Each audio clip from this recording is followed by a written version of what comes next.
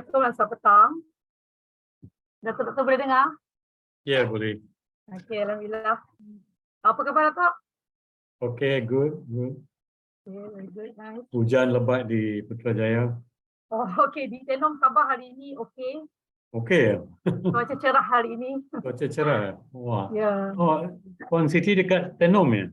Saya kat Tenom, Sabah. Oh, okey. Saya baru balik dari Kuala Lumpur semalam sampai pukul 8 suku malam. Saya dah pernah sampai ke Tenom. So 15 tahun dahulu. rambut. Saya di Pasti sini tahun ke-12. 2012. Tahun ke-12. Saya melawat 2007, 2006. Masa tu masih belajar lagi. Masih belajar lagi? Oh, wow. Kurang habis. Okey Datuk, Alright. semoga hari ini sihat-sihat saja Datuk. Semua juga selamat datang kepada Cikgu Dalila dan semua peserta CDL untuk hari ini 11 November 2022. Tarikh hari ini cantik 11/11/22. Semoga tarikh cantik, hari cantik. Semuanya pun 11 campur 11 cantik. jadi 22. Ya, betul. Cantik. Okey Doktor, tanpa melengahkan masa lagi, saya serahkan majlis kepada Dr. Mahendra Singh. Terima kasih Puan Siti dan terima kasih kepada semua yang dapat bersama pada petang Jumaat ini. Semoga semua sentiasa sihat dan dapat bersama dalam program CDL ya. Kita selalu mulakan dengan CDL snippet sebelum kita masuk ke CDL hands-on. So seperti biasa, tajuk saya pada hari ini adalah berkaitan dengan 5 cara untuk mempromosikan kepimpinan dalam kalangan pelajar. Sememangnya kita tahu bahawa pelajar kita mempunyai ciri-ciri kepimpinan, ya, tetapi biasanya yang terpapar atau yang ditonjolkan adalah hanya oleh beberapa orang murid saja.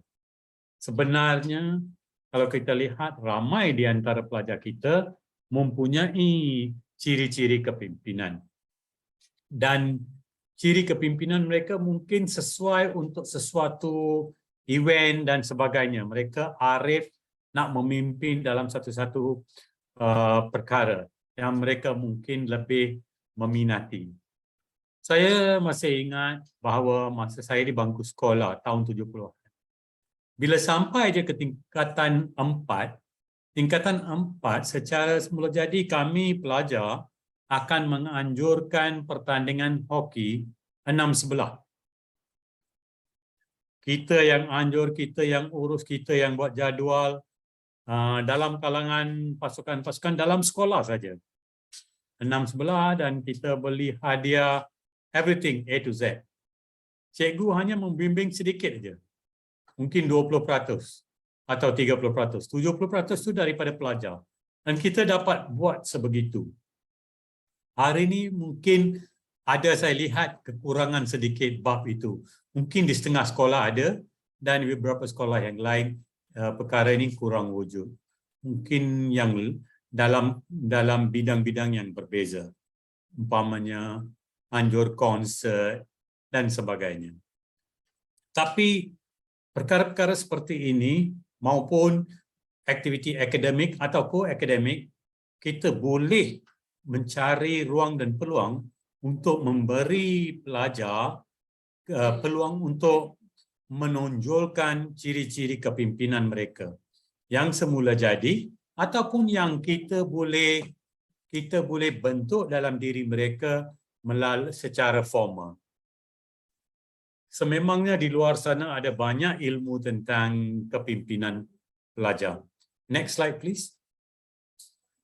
So dalam framework yang saya selalu utarakan, kalau tuan-tuan dan puan-puan lihat, kalau di kepimpinan di sekolah, kepimpinan sistem dan di bawah tu kepimpinan pemegang taruh dan pihak yang berkepentingan. Ketiga-tiga pihak ini akan membawa ke lajur yang ada di tengah, iaitu kepimpinan di sekolah, tambah dengan kepimpinan sistem dan kepimpinan stakeholder akan menghasilkan pelajar berprestasi tinggi dan peningkatan keberhasilan sekolah. Tapi itu adalah framework secara keseluruhan. Tapi kalau kita lihat kepimpinan di sekolah, kita tidak boleh abaikan atau ketepikan pemimpin pelajar. Artinya pelajar juga ada banyak capital dia, ya, dari segi kepimpinan yang boleh mereka beri untuk memperhebatkan lagi, membawa peningkatan keberhasilan sekolah. Ada kepimpinan pelajar, ada kepimpinan guru, dan ada pula kepimpinan sekolah, iaitu pihak pengetua, penolong kanan GKMP, ketua panitia dan sebagainya. So, saya tidak akan masuk secara terperinci dalam framework ini, tapi sekadar nak menunjukkan di mana letaknya kepimpinan pelajar dalam nak memangkinkan prestasi tinggi dalam kalangan pelajar dan juga peningkatan keberhasilan sekolah. Next slide, please. Sememangnya yang pertama ialah kalau kita nak melahirkan kepimpinan dalam kalangan pelajar, biar kita beri peluang, ruang dan peluang mengikut kesesuaian untuk membuat pilihan. Pilihan untuk kadang-kala cara belajar. Mungkin mereka suka cara-cara yang boleh kita memanfaatkan untuk peningkatan pembelajaran murid. Atau aktiviti ko-akademik, macam mana mereka mengendalikan. Atau projek-projek lain di sekolah, atau apa juga aktiviti yang lain yang boleh memberi pelajar peluang bagaimana nak buat keputusan dan pilihan. They become a leader in their own learning journey. Ingat, daripada prasekolah sampai ke tingkatan 6 adalah satu perjalanan yang lama. Dan cikgu juga mempunyai satu perjalanan yang lama dalam kerjaya sebagai seorang guru. So, kadang-kala cari peluang, ruang dan peluang untuk pelajar membuat pilihan. Pelajar buat sesuatu keputusan. Dan saya nak baca ungkapan yang saya pernah bacakan dahulu. If a child can't learn the way we teach, maybe we should teach the way they learn. If a child can't learn the way we teach, maybe we should teach the way they learn. Kita sesuaikan dengan cara mereka lebih boleh menyerap apa yang kita nak ajar. So, ia berbeza daripada pelajar zaman 60-an, 70-an dan 80-an. Pelajar zaman sekarang kerana pendedahan kepada pelbagai sumber ilmu, mereka mempunyai lebih banyak ilmu untuk membuat sesetengah keputusan. So, yang pertama, peluang untuk membuat pilihan. Yang kedua, next slide please. Menjadi teladan. Kita tidak boleh abaikan cikgu sentiasa menjadi teladan dan cikgu sentiasa diperhatikan oleh murid 24/7 lah. Walaupun saya kata 24/7, maksud saya adalah waktu sekolah tu cikgu sedang diperhatikan oleh murid. Dan apa juga tingkah laku dan cara perbualan, percakapan, cara watak guru tu sentiasa dicontohi oleh murid. Kita tidak boleh ketepikan fakta ini. Mereka sentiasa lihat. So, kita tidak boleh lupakan perkara ini. Sebagai seorang guru, kita sentiasa bukan saja guru, tapi exemplary principal dan PPD. Exemplary teachers, exemplary students, exemplary parents. Dan bila mereka lihat semua ini, mereka akan jadi contoh atau teladan yang terbaik kepada rakan murid yang lain, kepada adik-beradik mereka di rumah. So, apa juga yang berlaku dalam sekolah adalah satu pengalaman yang amat penting.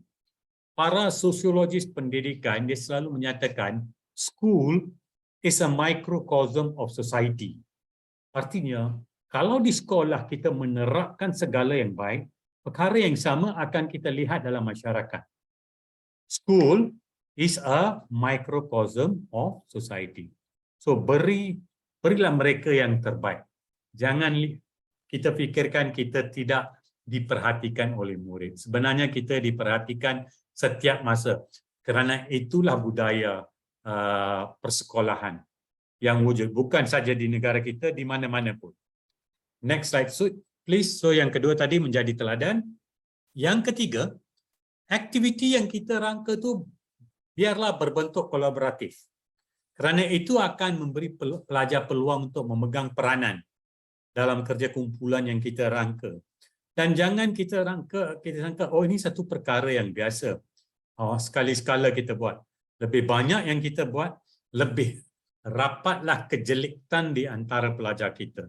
Lebih banyaklah peluang untuk mereka memainkan peranan kepimpinan mengikut kesesuaian jiwa mereka, kesesuaian sanubari mereka. Dan itu akan pelajar secara tidak sedar akan memimpin rakan yang lain. Walaupun kita tidak memberi mereka satu-satu jawatan itu secara formal, tetapi mereka memainkan peranan itu dan mereka akan memimpin rakan yang lain. Dan dari segi itu mereka akan mengenali kelebihan dari segi keterampilan yang ada pada mereka mengikut minat dan keselesaan mereka dalam sesuatu kumpulan. Kerana pelajar ada banyak perbezaan mereka. Ada pelajar yang suka, dia berani nak menonjol. Ada yang withdraw sedikit. Mereka tunggu untuk diberi peluang. Dan mereka akan pilih suasana yang mereka sukai. Tidak semestinya dia suka setiap suasana untuk menampilkan diri untuk memimpin. So ini yang ketiga, aktiviti bentuk kolaboratif. Next one please. Yang keempat, peluang mengambil risiko. Sekali lagi dalam sebuah buku ya, The Way Schools Work, yang saya di antara buku yang saya paling suka baca, di situ kanak-kanak ditanya ya, why do you go to school? Tanya secara mudah aja, why do you go to school? Or what is a school? What is a school? Mereka menjawab, a school is a place where you pass or fail. A school is a place where you pass or fail. Artinya pelajar mempunyai tanggapan bahawa kita tak boleh gagal semasa di sekolah. Kita tak boleh ambil risiko. Kita tidak boleh buat silap. Walhal sebenarnya di persekitaran sekolah, di dalam alam sekolah lah kita boleh ambil risiko. Digalakkan untuk ambil risiko, terima kegagalan, buat kesilapan, tetapi yang penting belajar dari semua pengalaman ini sebagai learning experience untuk berjaya pada masa hadapan, for the future. Supaya pada masa depan kita berani nak mengambil sesuatu langkah. So bagi seorang guru, kita kena memberanikan murid kita untuk membuat percubaan. Jangan takut tentang kegagalan dan kesilapan. Kalau kita takutkan mereka, jadi sepanjang bila mereka dah dewasa pun mungkin perkara yang sama ada dalam minda mereka. Kerana untuk 11-13 tahun di sekolah kita sudah meletakkan mereka di dalam satu kerangka di mana mereka takut kepada nak buat kesilapan. Next slide please. So tadi mengambil risiko. Yang kelima, kita mungkin ada pemimpin pelajar yang mempunyai secara semula jadi ciri-ciri kepimpinan, keterampilan kepimpinan.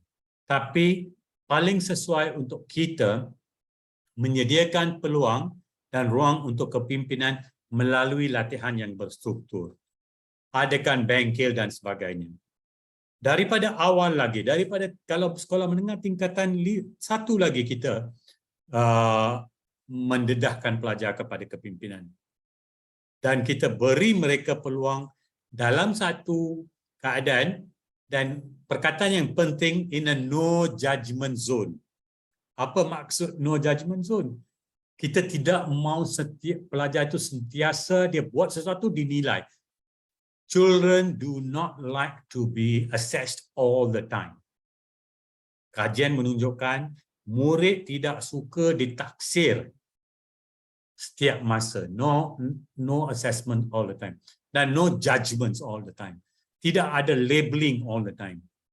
Kalau itu berlaku, maka mereka sentiasa akan takut nak ambil apa-apa langkah atau risiko, atau nak cuba sesuatu yang baru, atau nak memimpin. So, beri mereka kemahiran dan bagi mereka cuba. Dan kalau mereka buat silap, kita beri mereka semangat. Not judgment. I think you did very badly. I think you failed. Itu mungkin akan mematikan lagi semangat mereka. Kerana di sekolah lah mereka harapkan untuk dapat semangat daripada guru-guru, daripada pihak kepimpinan sekolah, daripada pemegang taruh dan sebagainya. Termasuk definitely daripada ibu bapa ya. So 5 perkara ini saya harap akan kita dapat mungkin ambil 2 atau 3 daripada ini untuk dipraktikkan di sekolah, kerana saya jangka murid mempunyai azam untuk nak memimpin secara kecil atau secara besar-besaran, dan kita menyediakan ruang dan peluang. Saya nak akhiri dengan pengalaman saya. Saya mengajar di negeri Perak pada tahun 80-an, dan masa tu memang budaya sekolah untuk adakan hari kantin. Masa kita adakan hari kantin tu, kami buka gerai untuk jual capati. Kelas saya ni kelas yang macam 2J, kelas belakang. Tapi pelajar ni, mereka semua bekerjasama, ada peranan diberi. Tidak kira dia matematik dia markah je 10 daripada 100. Kita bukan ambil kira perkara macam tu. Tapi kerana semangat dia nak buat. Ada nak buat air dan sebagainya. Dengan semangat begitu, kita dapat kedua tinggi ya kutipan untuk hari itu. Lebih daripada RM2,000. Tapi tak apa. Dah habis, lepas setahun saya tukar sekolah. Daripada Perak, saya balik ke Kuala Lumpur. Dan satu hari saya balik ke kampung, saya tengok ada surat daripada anak murid saya. Belum saya tinggalkan sekolah, saya bagi alamat kampung saya. Dan saya baca surat daripada anak murid ni yang menyatakan, mula, selamat sejahtera cikgu, saya harap cikgu sihat. Dan kata, cikgu saya masih ingat pada hari kantin yang kita buat bersama, dan cikgu buat capati, kita jual capati dan kita buat kutipan. Dan baru masa itu saya terfikir, wow, perkara hari kantin itu lekat kepada minda anak murid saya sebagai satu pengalaman yang mereka tak akan lupa. Students never forget. So memberi pengalaman itu merupakan satu perkara yang penting kepada jiwa pelajar. Dan saya rasa terharu bila saya baca surat tersebut. Ya, daripada pelajar tingkatan 3, begitu. So, last slide, second last slide. So, kepimpinan pelajar adalah penting dalam ruang yang kecil, dalam peranan yang kecil ataupun yang besar. Kerana itu persediaan untuk the real world. To take ownership of tasks, work related dan sebagainya. Supaya in their own lives, dia akan membantu memangkinkan potensi pelajar kita pada masa depan. Last slide, please. So, saya akhiri. Jangan lupa kita boleh gunakan dan memangkinkan lagi kepimpinan dalam kalangan pelajar. Kata-kata hikmah atau ungkapan yang saya selalu bacakan, buku adalah beban latihan untuk minda, books are the training weights of the mind. Jangan lupa bahawa kita boleh memperoleh ilmu bukan saja dari buku tetapi daripada pelbagai sumber, termasuk daripada internet, daripada makalah, majalah, daripada jurnal, kadang-kadang sembang profesional atau sembang santai bersama dengan rakan-rakan kita. So itu saja daripada saya, and have a good weekend. Terima kasih semua. Terima kasih Dr. Mahendra atas kongsian yang menarik. Saya rumuskan dekat sini. Ada 5 cara yang disebutkan oleh Dr. untuk mempromosikan kepimpinan dalam kalangan pelajar. Yang pertama, peluang buat pilihan. Yang kedua, menjadi teladan, maksudnya guru menjadi teladan untuk murid. Yang ketiga, aktiviti berbentuk kolaboratif. Yang keempat, peluang mengambil risiko. Dan yang kelima, bengkel kepimpinan. Yang menjadi teladan tu boleh jadi cikgu ataupun guru menjadi teladan kepada murid, ataupun murid menjadi teladan kepada murid. Murid yang lain. Jadi, Betul. boleh lain. Saya percaya kalau ada tadi doktor sebut, kalau kita ingat punya ayat, tapi lebih kurang macam ni. Kadang-kadang kalau kita tak boleh mengajar murid mengikut cara, murid tak boleh belajar mengikut cara kita yang kena ubah cara kita mengikut cara murid. So, bukan mudah, tetapi satu kalau kita dapat cara yang dapat menyentuh jiwa mereka untuk lebih nak belajar tu, itu kira dah macam kena loteri lah itu. Betul, saya sokong. Bukan mudah. Bukan senang kita nak tarik minat belajar. Yes. Itu. Jadi bila kita dah dapat tarik, mudah-mudahan semuanya pun menjadi lebih mudah. Jadi sekali lagi terima kasih Dr. Mahendra Singh atas perkongsian yang menarik. Okey, tanpa buang masa, kita teruskan sesi kita. Sebelum tu saya ucapkan selamat datang kepada semua peserta CBL hari ini. Semoga sihat-sihat sahaja. Saya ulang sekali lagi, hari ini hari yang cantik, tarikh yang cantik, iaitu 11 tambah 11 jadi 2022. 11-11-22. Jadi ini merupakan sesi perkongsian ilmu Connecting Dots Learning alias CBL bagi siri ke-64, yang bermakna kita sudah bersiaran selama 64 minggu setiap hari Jumaat, iaitu 3 hingga 4:30 petang secara terus-menerus, dan belum ada cuti lagi setakat ini. Alhamdulillah. Jadi semua peserta perlu mendaftar sebagai pelanggan ataupun ahli CBL secara percuma dan kemudian akan mendapat jemputan melalui email semasa mendaftar. Jadi perkongsian semua adalah secara hands-on dan sijil akan disediakan pada akhir melalui pautan yang akan diberikan. 4 objektif utama bagi CBL. Yang pertama ialah berkongsi ilmu dan kemahiran bersama guru. Kita ada tagline iaitu cikgu bantu cikgu. Yang kedua, membangunkan kompetensi guru melalui perkongsian. Yang ketiga, untuk meningkatkan keupayaan dan kemahiran guru-guru. Dan yang keempat, membina jaringan dan jaringan berterusan. Next slide.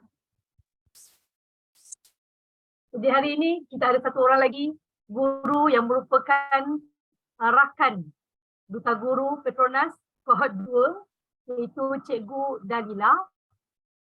Cikgu Dalila mempunyai ijazah sarjana muda dalam bidang biologi dari University of Sheffield, UK, dan ini merupakan 8 tahun perkhidmatan, dan kemudian menyambung pengajian di Universiti Melaya dalam bidang STEM Education.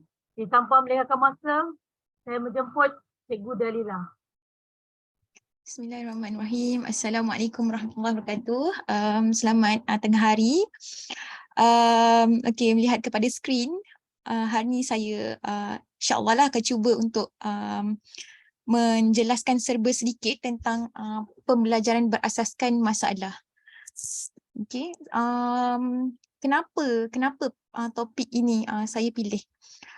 Pertama, kerana pembelajaran berasaskan masalah ni adalah topik yang diguna pakai apabila masuk kepada bidang profesional. Apabila pelajar keluar daripada sekolah dan mereka akan melalui tempoh alam pekerjaan. So problem based learning adalah satu strategi yang digunakan dalam bidang profesional lah. Nombor 2, kerana ini merupakan salah satu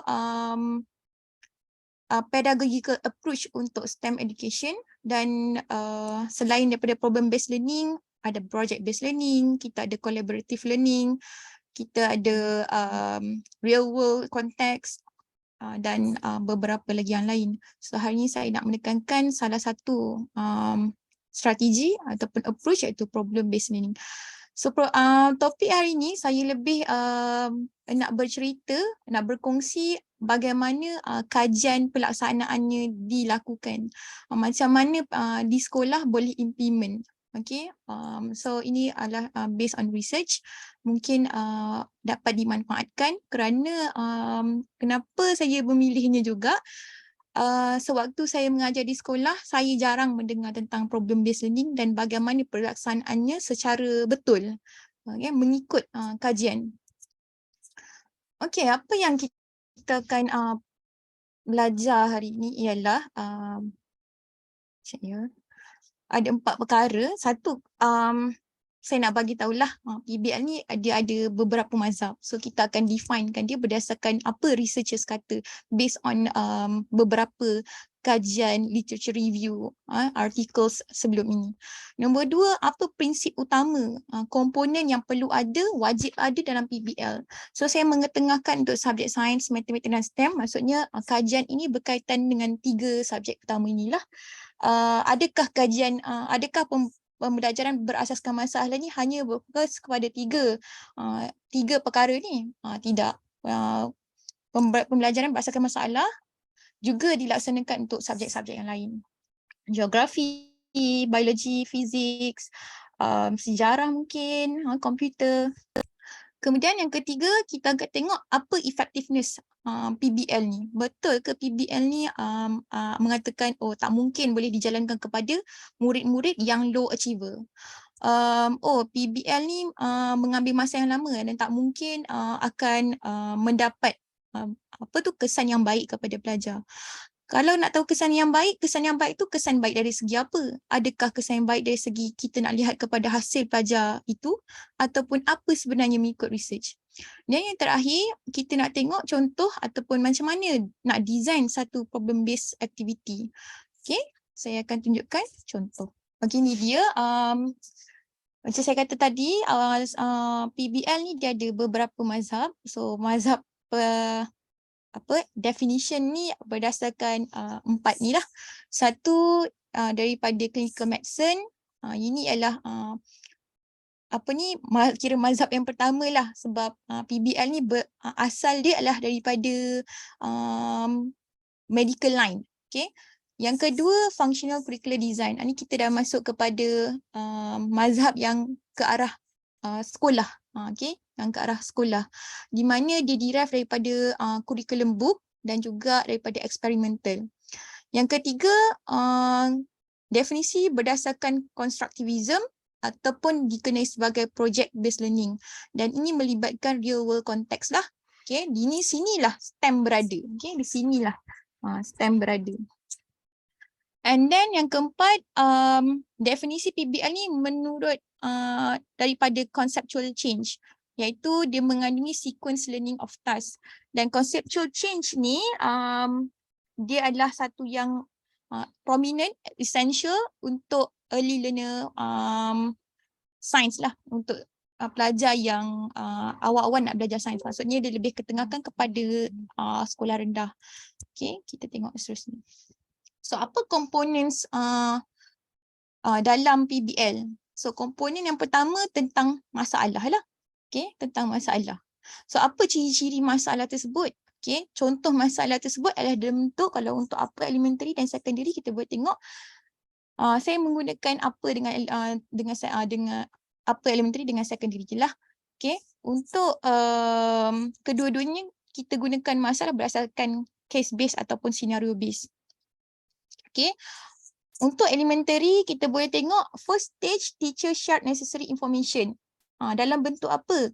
Contohnya cikgu memberitahu apa yang menyebabkan litar tersebut boleh short lah. Okay, litar pintas. Macam mana nak sambungkan wayar dengan dalam litar? Itu contohlah. Okay. And then cikgu juga menjelaskan role electricity dalam kehidupan, contoh macam tu. Okay, dia bagi tahu awal. Kenapa perlu? Dia bergantung kepada tengok student punya abilities. Okay, itu satu. Nombor 2, kalau untuk sekolah rendah, dia lebih structured. Okay, ni lebih structured. Yang ketiga, problem adalah lebih jelas, senang untuk dikenal pasti. Kemudian dia memudahkan student untuk membuat eksperimen berdasarkan bahan-bahan yang guru beri. Contohnya macam saya baru jelaskan tadi tentang elektrik kan. Cikgu pun memberikanlah barang perkakas, materials untuk pelajar membuat memasang litar tersebut. Okay, jadi pelajar pun pegang mentol, sambung wayar dan tengoklah tengok task apa yang dia perlu lakukan. So kat sini ada juga termasuk conceptual kat sini. Kalau dia beri task secara sequence, what's next, tu dah conceptual learning lah. Okay. Kemudian project based. Kalau project based constructivism ni, project based selalunya dia features progress report form. So pelajar perlu buat dia punya report lah bagi setiap tindakan dia, setiap keputusan dia ambil, setiap decision, hypothesis yang dia bina, setiap discussion dia perlu report. Dan sampailah akhirnya dapat bina apa yang keperluan yang cikgu dah tetapkan lah ataupun pelajar tu tetapkan dia nak buat apa. Untuk secondary pula, sama juga guna case based tapi ada guna ill-structured. Ill-structured ni dia lebih ke dia tidak ada satu fixed solution. Ya, dia tak ada satu fixed solution. So dia bebas, pelajar bebas untuk memikirkan idea. Okay, contoh dalam matematik, okay, secara eksperimen, katakanlah dalam satu kelas, cikgu menyuruh pelajar menyukat volume lemon. Kita bagi lemon setiap kumpulan. Tapi bukan dengan cara yang biasa. So kita gunakan material, kita bagi dia plastisin, kita bagikan dia mungkin pisau, kita berikan dia apa lagi, kertas. Pelajar menggunakan prior knowledge yang dia ada, dia restructure balik semua konsep yang dia ada, knowledge yang dia ada, dan dia jadikan satu formula macam mana nak kira volume limau tersebut. So dia come out lah dengan formula dan present. Beberapa method, beberapa cara, dan kemungkinan besar 3 method ke 2 method yang dia keluarkan adalah mendapat jawapan yang berbeza. Nanti dia perlu justify kenapa mana satu method yang lebih mendekati kepada jawapan yang tepat. Contohlah. Okay, tu lebih open lah. Okay. Dan student brainstorm idea to identify issues. So yang secondary dia punya problem tak berapa jelas, jadi pelajar perlu secara kolaboratif perlu mengenal pasti masalah tersebut. Alright. Itu satu. Okay, soalan selalu akan ditanyakan. Kalau kelas yang ada ramai pelajar low learner, so apa nak buat dalam kelas ramai? So dalam kajian, sekiranya kelas 35 ke 40 orang, so pelajar-pelajar macam ni kita kita perlu berikan dia selesaikan masalah secara sendiri dahulu. Okay, ini memang daripada kajian lah. Kita tak boleh pergi terus kepada kolaboratif. Walaupun kolaboratif, okay, kolaboratif adalah salah satu komponen dalam PBL, tapi metod tersebut tidak berhasil kepada pelajar-pelajar yang low learner, low achiever. Okay, apa kita perlu buat? Menurut kajian, kita perlu bahagikan dalam kumpulan kecil. Sama ada, okay, soalan akan tanya juga, nak bahagikan dia dalam kumpulan heterogeneous ke homogeneous? Maksudnya yang kepelbagian kepandaian ataupun yang sama rata je. Kalau dah satu kelas tu sama rata je, tak apa, bagi dia asingkan satu kumpulan 3 ke 5 orang. So 3 ke 5 orang tu maksudnya macam mana? Katakanlah kelas tu ada 32 orang. So saya bagi tahu tadi mengikut kajian 3 hingga 5, 4 atau 5. So kalau 32 orang bahagi dengan 8 kumpulan, so dapat 1/4 lah. So 4 tu dah cukup ideal untuk kelas tersebut. Satu grup ada 4 kumpulan. Okay, jadi sepatutnya bila cikgu dah bagi tahu information, sebab ni pelajar yang low achiever, kita dah bagi tahu information awal, apa yang dia patut tahu, dan cikgu pun tahu apa prior knowledge yang anak-anak murid tu ada, dah jelaskanlah apa perlu, cikgu dah jelaskanlah perkara-perkara yang perlu, dan pelajar perlu identify masalah ataupun selesaikan masalah dalam bentuk bersendirian dulu. Sebab kadang-kadang dan menurut kajian, pelajar tersebut bila dia low achiever, dia tak ada keyakinan untuk voice out apa jawapan dia dalam verbal. So dia perlu tulis. So kita perlu bagi masa. Okay, selepas mereka menulis jawapan, barulah masuk balik dalam kumpulan yang kita dah tetapkan tu dan bagi dia berbincang. Tu dia. Itu satulah. And akan tanya lagi, kata berapa lama proses untuk siapkan satu problem based learning ni, okay, pembelajaran berasaskan masalah. Dia bergantunglah tengok kepada keupayaan pelajar, tapi mengikut research saya lihat antara 3 minggu 4 minggu. So kalaulah cikgu adalah cikgu yang pertama kali baru nak melaksanakan project based learning, kemungkinan besar mengambil masa 4 ke 5 minggu lah. So maksudnya setiap waktu tu ada proses yang kita perlu jalani lah, proses-proses dalam PBL tu sendiri sampailah terhasil, sampai habis. Okay. Alright. So tengok balik kepada selepas collaborative learning ni, okay, dia masih lagi student centered, include iterative inquiry process di mana kita, guru sentiasa menggalakkan pelajar untuk adapt dengan pembelajaran atau ilmu yang baru berasaskan masalah yang asal. Kemudian perlulah revise balik apa idea yang telah dilontarkan dalam, contohnya kalau pelajar low achiever, kita lontarkan, pelajar tu dah lontarkan dalam dia punya notes dalam kertas, kemudian dia kena make research dan buat decision tepat. Mana satulah yang lebih baik dan plan macam mana nak proceed. So cikgu malah kata, boleh ke budak ni buat? So itulah tugas kita sebagai facilitator. So saya bercakap ni berdasarkan bacaan daripada kajian lah. So tugas sebagai guru, sebagai facilitator, saya akan terangkan di hujung slide nanti. Apa tugas guru? Adakah guru akan ajar macam mana nak dapat, ataupun guru sebenarnya ajar macam mana nak search pada maklumat. Maklumat apa yang patut diketahui atau macam mana. Okay. Kemudian sama je kepada secondary student juga. Okay. Kita ada report finding to the whole class. Maksudnya selepas dapatan daripada dapatan daripada kajian mereka buat, dia akan mereka diminta untuk menjelaskan kepada rakan sekelas. Okay, rakan sekelas. Ada juga problem based learning tidak menggunakan komponen ni. So kita tengoklah kepada cikgu nak apa. Sebab saya kata tadi dia ada 4 mazhab. Kalau bahagian medical line, kalau kita ambil medical line, mungkin pelajar tu student centered, fully dia self-directed learning. Okay, dia sendiri kaji secara berkumpulan. Kita tak bekalkan apa-apa material atau apa-apa resources, tak bekalkan tentang teknologi ke, bahan ke apa tak. So pelajar menggunakan apa saja knowledge yang dia ada dan dia mencari sendiri.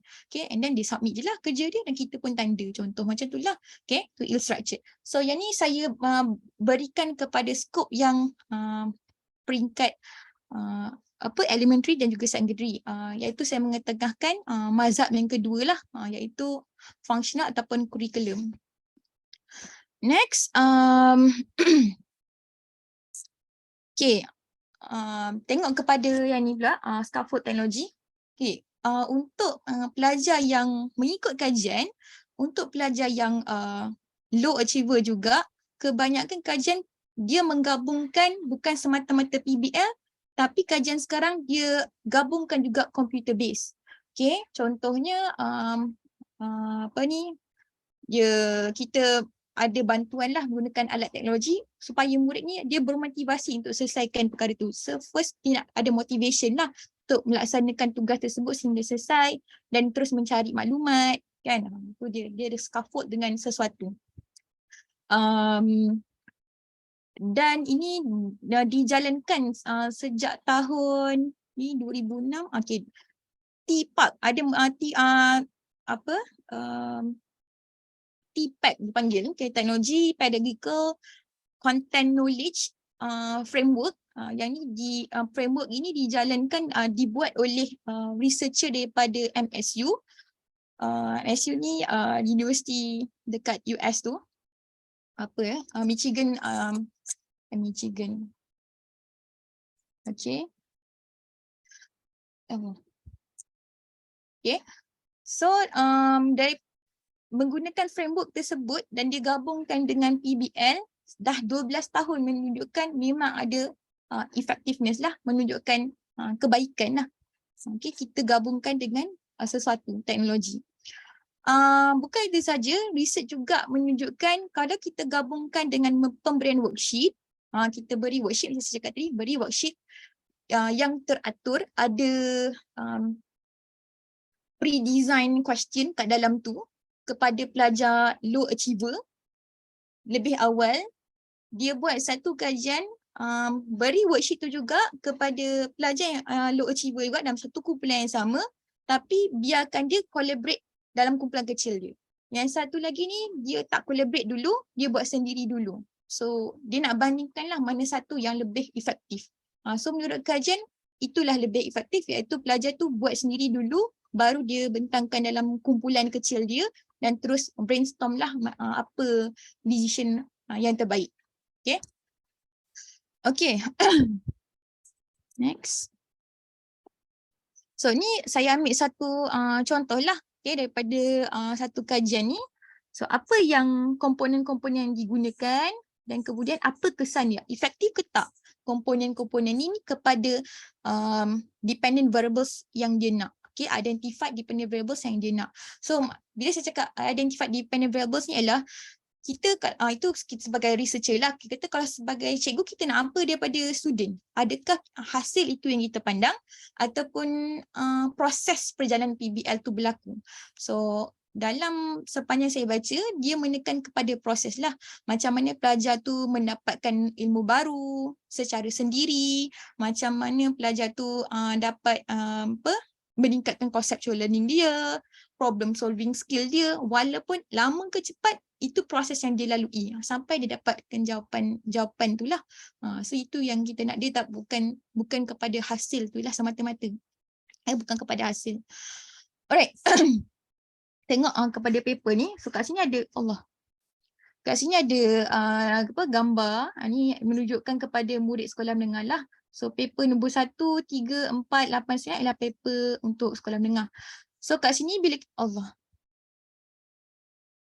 okay, untuk teacher as facilitator, untuk paper nombor 1 sampai nombor 3 ni tidak ada facilitated bagi teacher pun, tak langsung peranan guru dekat sini sebagai facilitator. So kat sini 1 hingga 3 ni, 1 hingga 3 ni dia menggunakan PBL ill-structured. Okay, PBL ill-structured berdasarkan mazhab medik tadi tu.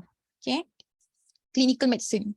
Okay, tapi kat sini ada boleh kita tengok ada juga yang paper nombor 2 ni, paper yang kedua ni.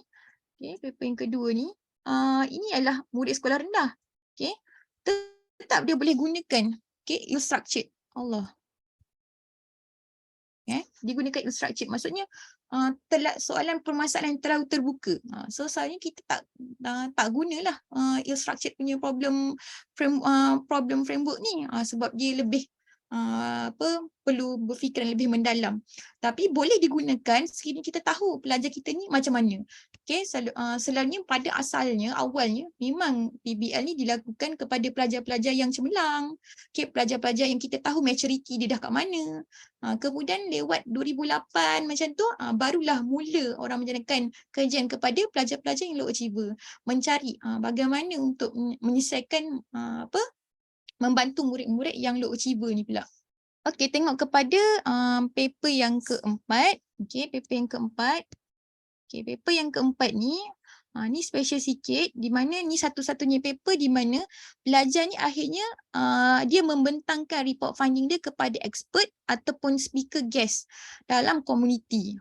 So ni one of komponen yang digunakan. So pelajar tu sendiri dia report lah finding dia tu. Okay, secara verbal dia communicate balik. Okay, untuk yang nombor 9, paper nombor 9, ni paper nombor 9 ni menekankan tentang definition conceptual exchange lah. Okay, di mana teacher, guru first bagi necessary info seperti saya cakap tadi. Okay, kemudian bahagian resource ni kita tengok student diberikan 20 sequence task. Okay, ada task yang banyak, berbeza-beza. Nampak banyak tapi kita tak tahu dalam tu task tu mungkin hanya ada satu soalan. So task tu akan membantu pelajar untuk selesaikan masalah tu sehingga selesai. Okay. With the available material. Ni dia berikan pelajar juga dengan kit lah. Macam nak selesaikan electric circuit tu. Okay. Dan tidak ada, kenapa dia bagi perkara ni? Daripada kajian menunjukkan apabila guru memberikan worksheet, maksudnya soalan yang secara terarah, betul-betul brainstorm soalan tu, betul-betul mengeluarkan soalan tu dengan baik, dia mengurangkan kebergantungan seorang pelajar tu kepada guru. Ni secara general bukannya nak kata kepada pelajar cemerlang je. Pelajar yang low achiever pun akan kurang bergantung kepada guru bila kita berikan worksheet kepada murid untuk dia menjalankan aktiviti tersebut. Okay, so kita pergi kepada next. Setakat ni ada apa-apa soalan tak? Ke takut saya short sendiri laju sangat ke? So Fika? far so good. Okay, So far right. so good. Belum soalan. So far so good. Okay. So and then saya akan masuk kepada teacher as facilitator. So apa tugas cikgu dalam melaksanakan PBL ni? Okay, apa tugas kita sebagai facilitator? Satu, kita distribute lah worksheet kita. Distribute worksheet. Worksheet tu bukan kerja kita bagi latihan. Okay, nah sediakan latihan buat soalan ni. Tak, dia soalan tu menuju kepada masalah yang kita pilih. So nak pilih yang masalah, nama pun PBL kan. PBL ni mestilah nak ke arah tahap HOTS, tahap penguasaan yang tinggi. Jadi kita kena betul-betul antara guru lah kena buat tuliskan apa permasalahan mengikut kita nak ikut tema apa. Tema apa? Adakah tema hanya bergantung kepada dalam DSKP atau kita nak pergi tema yang lebih meluas? Real world context. Okay, sama ada kalau nak pergi climate change ke, food insecurity ke, nak pergi masalah apa lagi? Lagi sekarang tengah hot, banyaklah kan medik ke, okay, yang paling kurang sekarang ni real world context lah. Contoh macam yang bergabung dengan komiti pelajar tu sendiri, tu paling kurang lah. Macam guru bersama pelajar menyelesaikan masalah dan komiti pelajar tu sendiri, komiti terdekat, tu one of tu sangat kurang lah kajian. Okay, yang kedua, peranan guru adalah sebagai leading discussion. Kita bukan bagi pelajar bantu pelajar untuk selesaikan masalah tu, bagi dia satu jawapan ke apa ke tak. Kita memberi hint ataupun kita bantu dia dengan cara kita tambah soalan lagi untuk menjurus kepada arah mana dia betul pergi. Ataupun nombor tiga, pelajar kita tak tahu nak cari info. So kita guide. Allah. Okay. So kita guide macam mana pelajar tu nak cari info guna internet. Sumber apa yang perlu? Adakah guna Wikipedia? Kalau nak guna buku, guna Google Book ke? Ataupun kita dah mula mengajar pelajar kita nak gunakan buku-buku yang library source yang tebal-tebal tu ke? Ataupun kita nak pergi ajar gunakan jurnal ke, artikel daripada established website. Okay.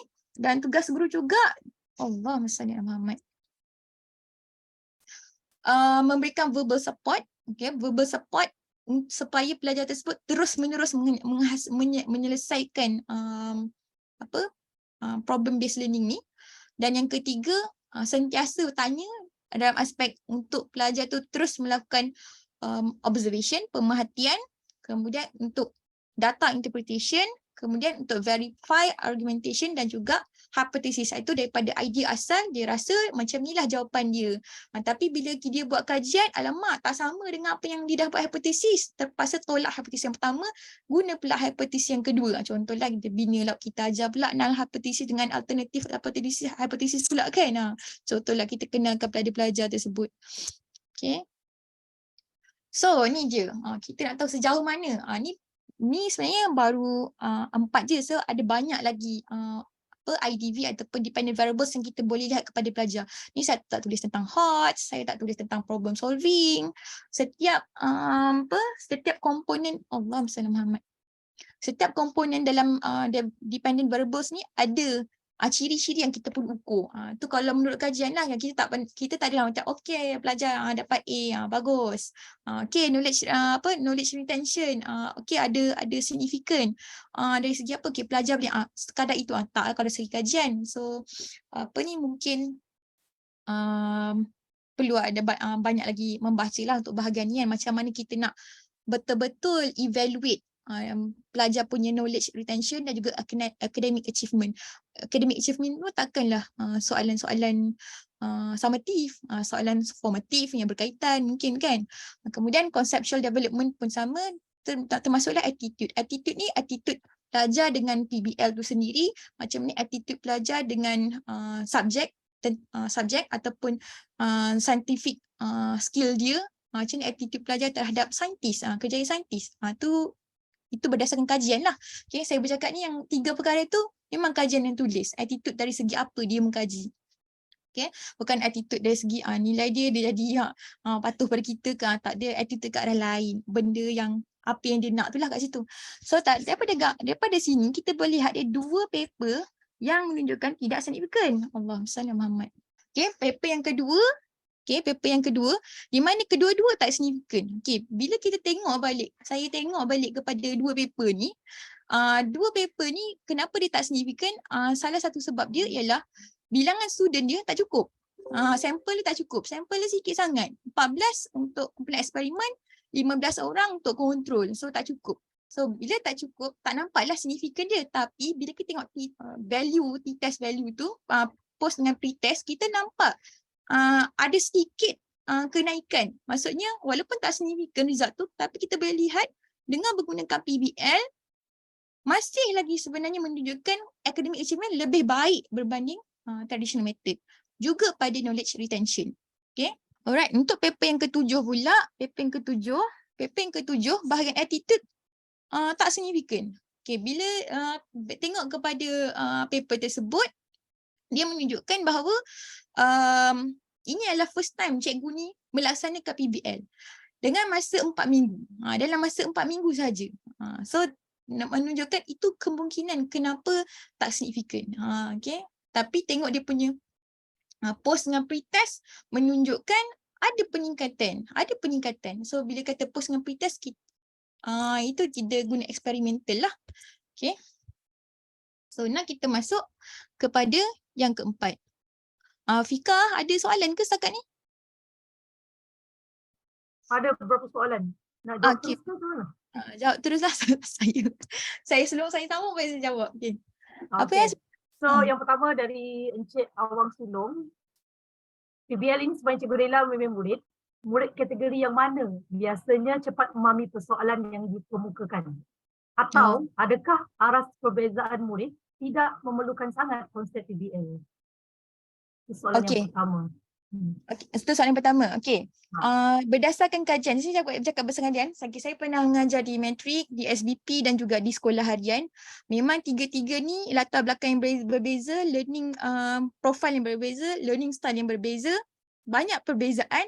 Untuk menjawab soalan yang pertama, mestilah pelajar yang lebih cemerlang, yang bersedia, dia matured, dia tahu. Dia memang tahu kenapa dia nak belajar, kenapa dia nak belajar. Tu yang lebih senang lah untuk kita untuk melaksanakan aktiviti yang macam ni, berfikir, untuk suruh dia bercakap, untuk suruh dia mengeluarkan idea.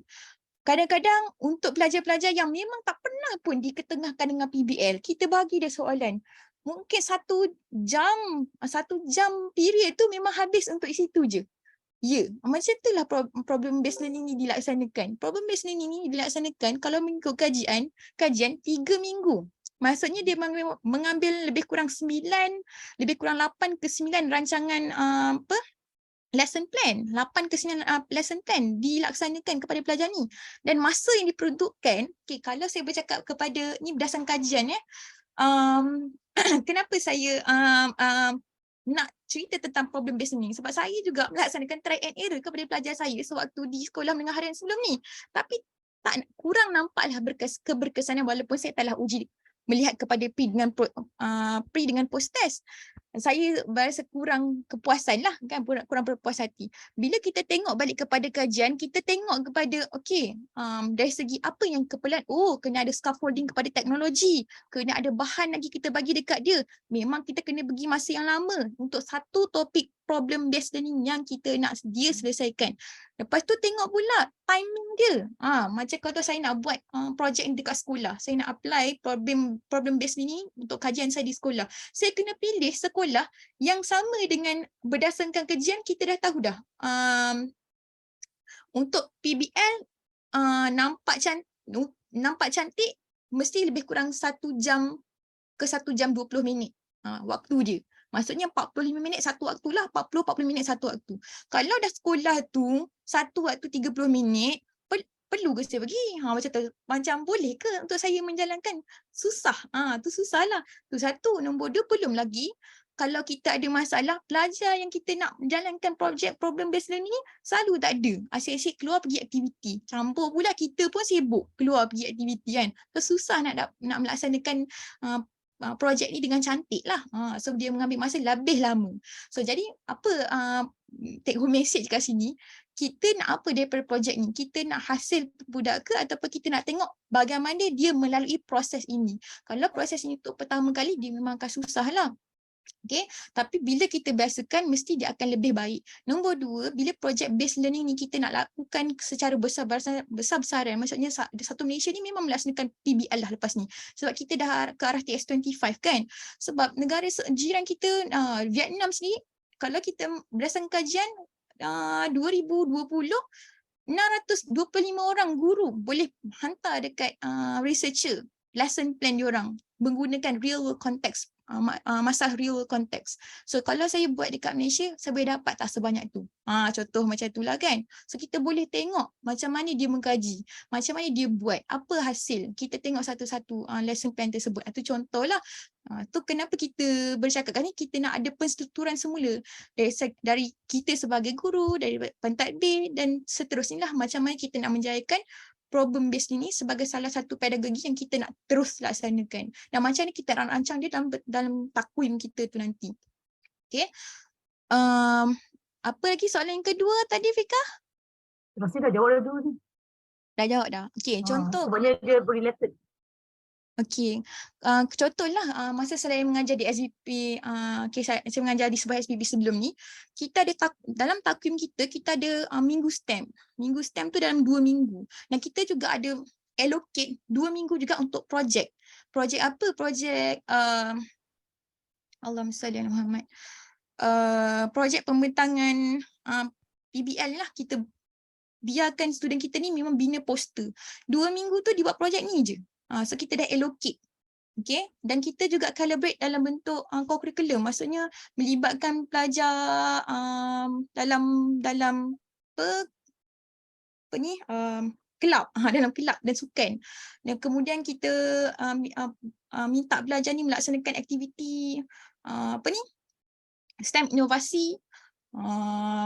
Mula-mula dengan pelajar tingkatan 1, kita pilih satu topik, kita buat satu soalan, minta pelajar-pelajar ni selesaikan. So kita tengoklah beberapa kelas ni macam-macam penyelesaian yang disediakan. So kita buat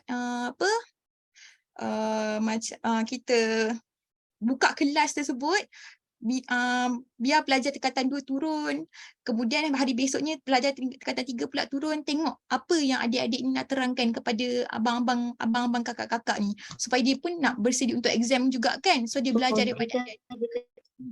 Ada tak lagi soalan, Afika? Satu lagi soalan dari Cikgu Nursia.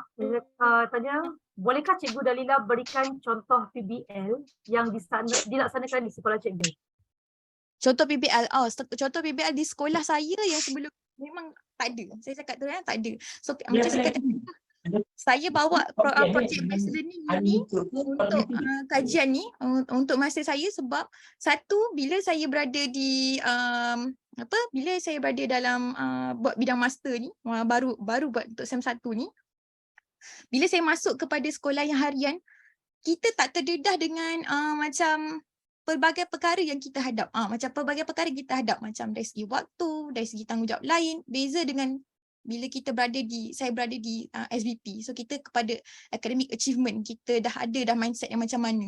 So kita dah boleh dah dah ada modul-modul macam tu. So kalau cikgu nak yang modul tu semasa di SVP, adalah. Tapi kalau untuk yang di sekolah harian sebelum ni, tidak ada. Sebab sebelum saya mengetengahkan tentang projek problem based learning ni, saya hanya menggunakan teknik pembelajaran terbeza. Pembelajaran terbeza. So bila saya cakap tentang pembelajaran terbeza ni, okay, masuk juga dengan PBL ni. Okay. Contohlah cikgu. Okay. Bila saya bagi ni, ni adalah contoh aktiviti yang dijalankan. Ni aktiviti yang dijalankan. Saya akan bagi contoh juga nanti. Saya akan bagi contoh juga nanti dalam slide saya ni. Apa contoh aktiviti yang kita boleh buat untuk projek PBL. So inilah struktur. Okay. Struktur yang selalu untuk sekolah menengah dan sekolah harian gunakan. Kita ada 5 step dalam PBL, kita ada 6, kita ada 7. Saya tunjukkan 5 dengan 7 lah. Okay. Kenapa saya pilih 5? Sebab kajian yang tunjukkan tentang pelajar yang low achiever. Kenapa saya cakap tentang pelajar yang low achiever je? Sebab masa sekolah harian sangat berbeza jurang dia dengan sekolah sekolah SVP, peringkat matrik. Memang jauh sangat jurang dia. So kita akan lost. Saya, to be honest, kalau kita masuk dekat peringkat matrik dan juga peringkat SVP, kita lebih kepada konten. Kita kuatkan konten kita. Bila kita masuk yang macam ni, teknik kita dah berubah. Kita pun try and error. Kita tak tahu teknik yang tepat. Memang mengambil masa yang lama. Tetapi bila saya cakap balik tentang pembelajaran terbeza, kajian mengatakan learning style pelajar yang pandai, high achiever dengan learning style pelajar yang low achiever memang berbeza. Jadi adakah kita bila membaca satu kajian, contohlah, okay, saya ada kajian saya tadi, saya cakap tadi macam apa yang contoh aktiviti kat sekolah saya buat. Tiba-tiba cikgu nak ambil terus copy and paste, adopt terus buat. Okay, adakah ia menjadi? Adakah ia menjadi? Sebab kumpulan sasaran kita berbeza. Kita pula macam ada yang first time contoh kan. So mengikut kajian, cara dia macam mana? Kalau kita nak ambil kajian daripada sekolah lain ataupun kajian daripada bacaan artikel kita, jurnal kita ataupun daripada website, apa yang kita perlu buat? Kita ambil kajian tersebut, cikgu PLC kan bersama guru dan cikgu melakonkan seperti cikgu yang melaksanakan, cikgu membayangkan kita ni adalah part of pelajar. Itu daripada kajian. Dan itulah yang saya kurang. Itulah yang saya kurang sebab tu saya berada di sekolah menengah harian. Memang tak sempat, tak buat benda-benda tu. Kita pun tak sempat nak bila masa nak PLC. Tapi menurut kajian seperti itu. Contoh, selepas saya menerangkan tentang konsep PBL ni. So apa tugas guru? Bila saya brainstorm semua ni kan, dah bagi maklumat macam mana. So cikgu balik ke sekolah, buat satu PLC, terus bina problem apa. Tengok kepada DSKP. Buat problem, rancang aktiviti RPH, guna step ini.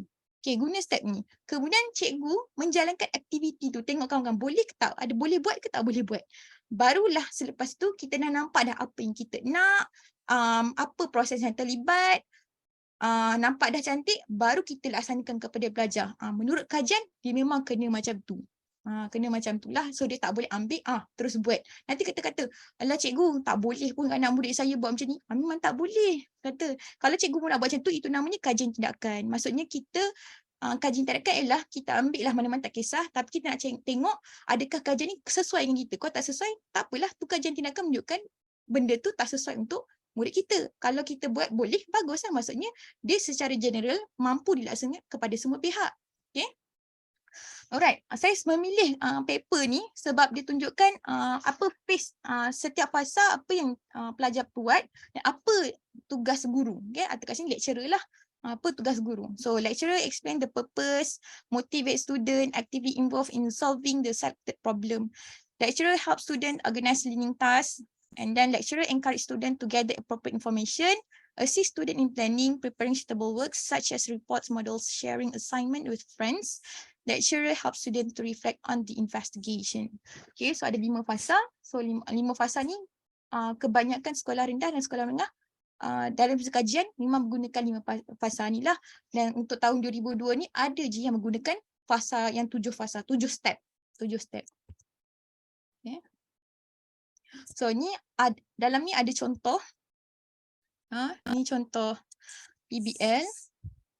Saya pergi website ni. Okay. Dalam website ni dia memang siap bagi lagi. Lesson plan.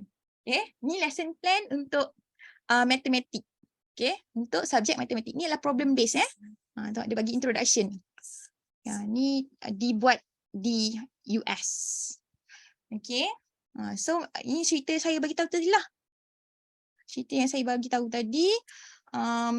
Cikgu tu meminta pelajar mengira volume lemon.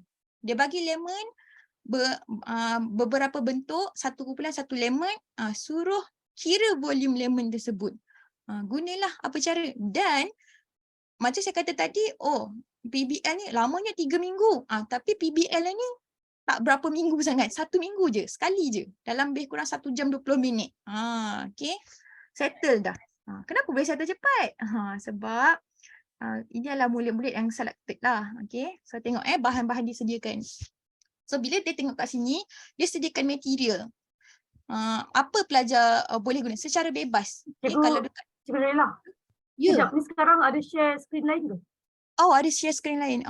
Kita buka tab, ni dulu close dulu, lepas tu Okay, jap. buka balik dekat tab. Dah. Belum? Okey dah. Okay, ini dia YouTube ni. Dekat YouTube ni kita boleh tengoklah lesson plan, beberapa lesson plan yang telah establish. Dia adalah lesson plan daripada kajian dan dia establish, dia letak kat sini supaya share lah, semua orang boleh buat. Ni kajian di US. Kita akan tengok, wow, macam dia very experimental. Kita tengok kumpulan saran-saran ni pun memang dia ada pool dia sendirilah. Okay. Okay, so ni tengok Allahumma salli ala Muhammad. Saya boleh je bagi link. Apa ni? Bismillahirrahmanirrahim. Okay. Kita tengok kat sini, okay, cikgu ni dia sediakan je. Dia bagi satu soalan je, simple. Sila, ukur, volume, lemon. Kemudian dia bagi je barang-barang dekat atas meja. Terpulanglah setiap kumpulan ni nak pilih barang apa. Tapi cikgu ni kata maksimum 3 method je awak boleh guna. Maksimum 3 method je awak boleh guna. So 3 cara penyelesaian. So brainstorm lah dengan kawan-kawan nak pilih apa dan macam mana nak selesaikan. So dia bagilah agenda dia. Setiap task berapa minit. So ni task dia. Saya mungkin boleh sharekan lah. Okay, saya tak perlu cerita panjang ni kat sini. Allahumma salli ala Muhammad. Relatif sangat dapat kata saya. Okay. Mungkin cikgu boleh tengok. Kat situ pun ada video. Okay, kita boleh tengoklah video lemon task group ni dijalankan. So ini adalah to be honest, ni adalah kajian daripada Stanford University. So dia adalah waktu summer program di mana dia rekrut pelajar-pelajar yang daripada high school dan akan masuk universiti lah. So dia rekrut lah pelajar-pelajar ni untuk masuk program ni untuk matematik.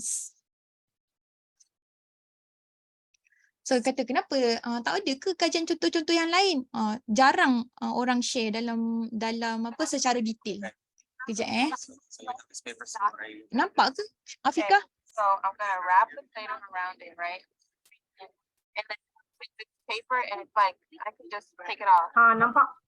Ideally, the Play-Doh's still gonna be here. I'll peel it off and like fold it into a cube or something. Find the volume of. But I don't know, it's kind of like the surface area, but whatever.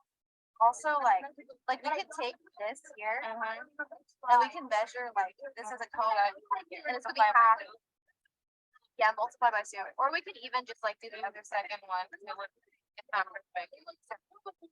We find the volume of both of these. We have the volume. Yeah. We can look at it. And then measure these, and from there we just. It'll be easier than just shaping it on the phone. If you actually want to find the radius, it's gonna be regular. So if you can figure it out, I think, and then it's going to be easier. Okay, so we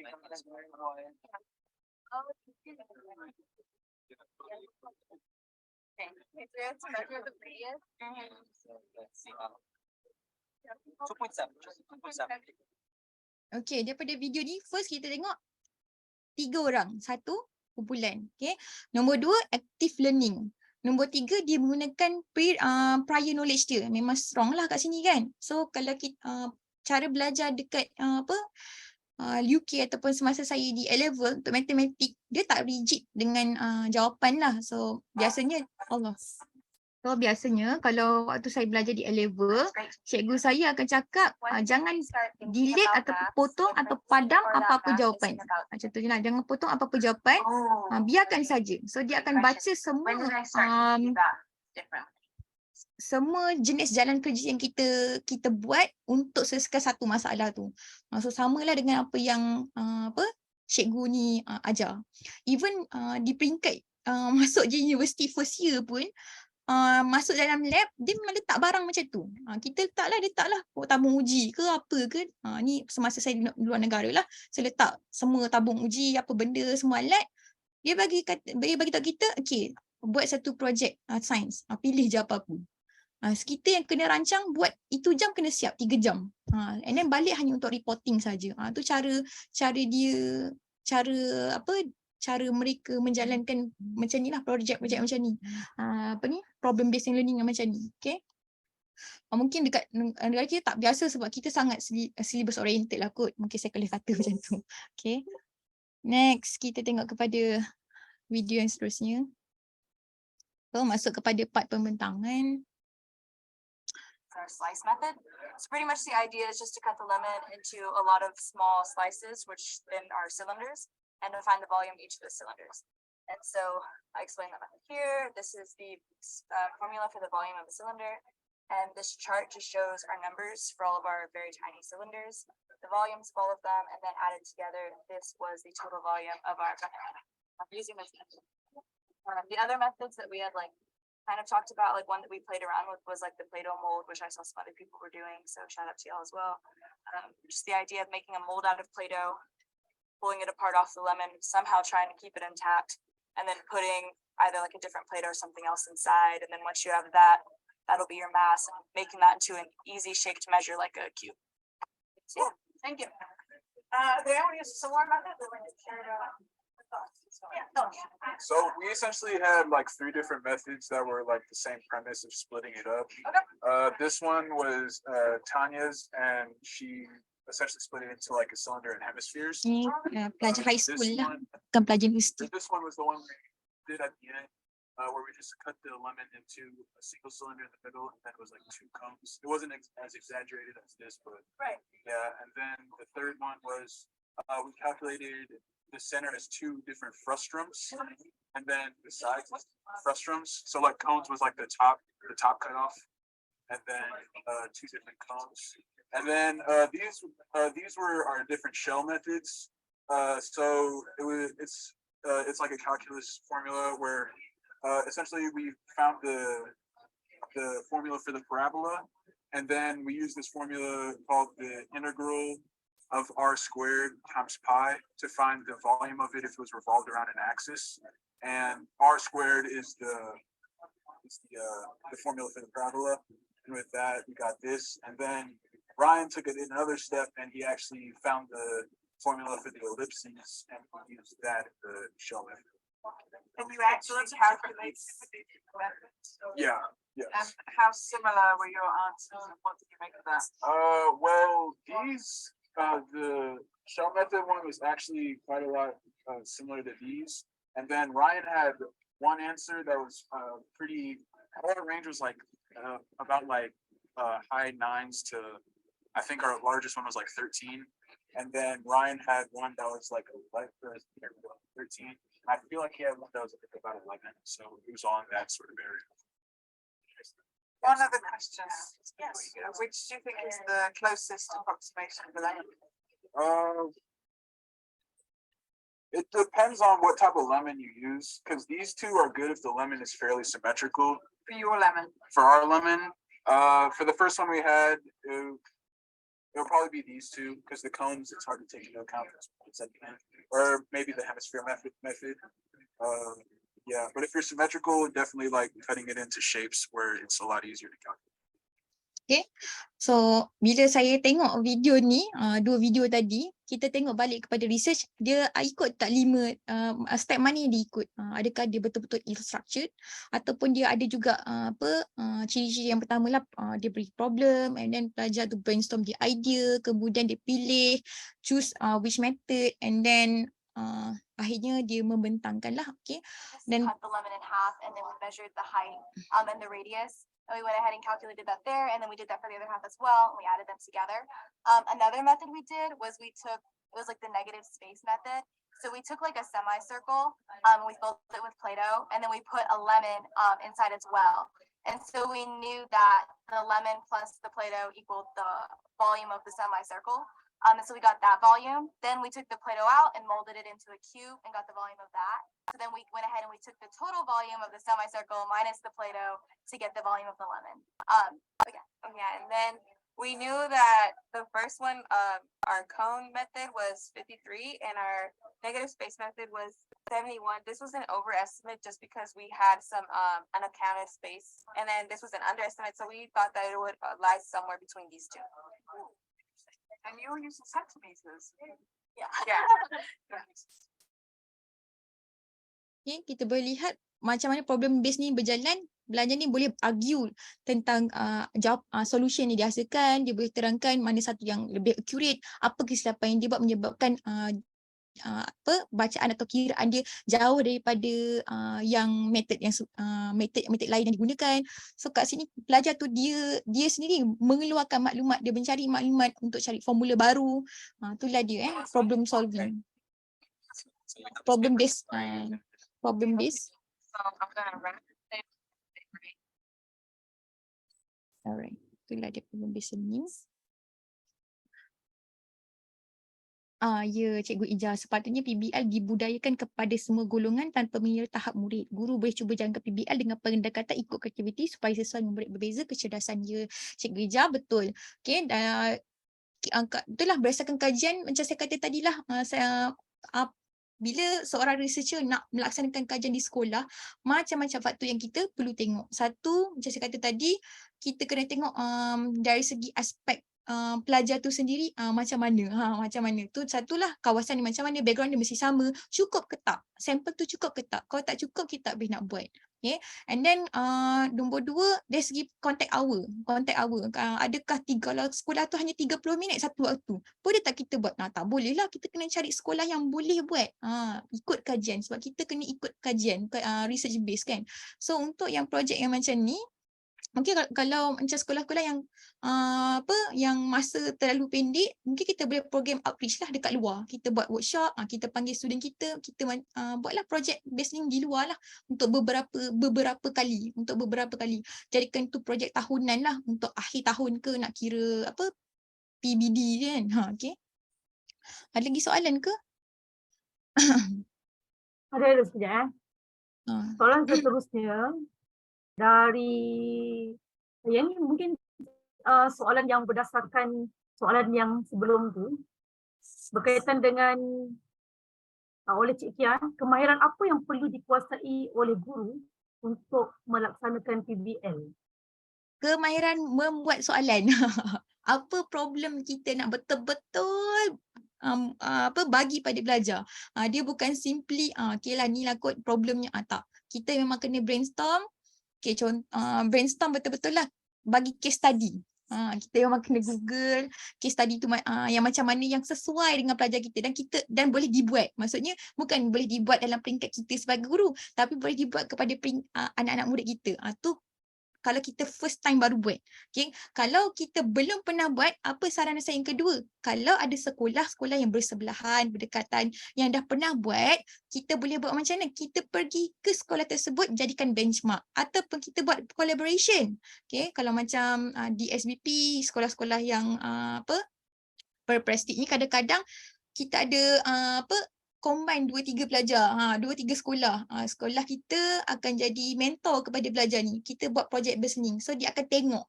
Dan kita menyediakan mentor, teacher tu, peranan teacher tu kita bagi kat student kita untuk belajar ni buat. So dia belajar dengan pelajar, dia jadi lagi macam nampak lah apa kelebihan dia.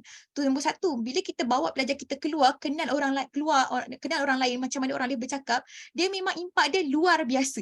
Saya cakap terus terang ni impak dia luar biasa, sebab saya dah bawa bila saya bawa pelajar saya keluar suatu program Yayasan Petronas, itulah program pertama dia buat projek selama 1 jam.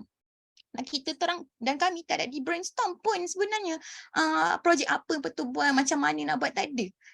Itulah 1 jam dia kena present, dia kena cuba present, dia kena buat, hasilkan semua tu. Hasilkanlah produk tersebut. Okay? Dia kemudian pelajar saya boleh present. So bila saya kata kenapa boleh present dalam masa sejam, siap pula present betul produk cantik ni, dia buat PBL lah, project based learning. So saya kata sebab dia rasa ada inferior, dia tak nak orang lain rasa teruknya kita, dia akan cuba.